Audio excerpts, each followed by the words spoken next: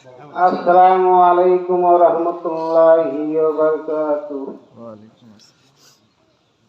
আমার বাবার খবর শুধু আমিই তো জানি।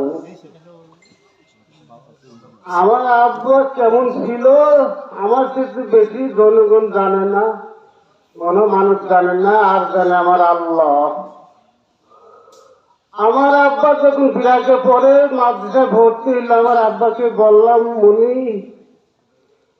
তুই কোন জায়গায় কোন গ্যাঞ্জাম ফেসাদ কোন হুরগাম যদি করিস, আমার বিরুদ্ধে যদি সালিশ আছে, আমি তোকে চেনবো না। আমি বলেছিলাম, আব্বা আমি তোকে কিছু চেনবো না।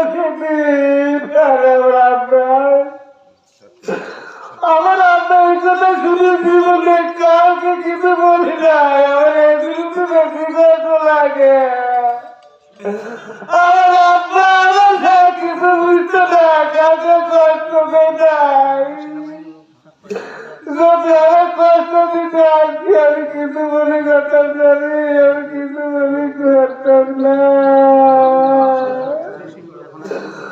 আমি সকল জানাই, আমার বাবা যদি কেউ কেউ অন্যায় করে থাকে, কষ্ট দিয়ে থাকে, কেউ যদি তার প্রতি আরতি থাকো, সবাই তোমরা মাফ করে দিয়ে আর কোনদিন আবার যদি ওর কাছে পেয়ে থাকো, আমার কাছে বলবো, আমি দেওয়ার জন্য চেষ্টা করবো। আমি দেওয়ার জন্য চেষ্টা করবো। সবাই আপনারা মনের জন্য দোয়া করবেন।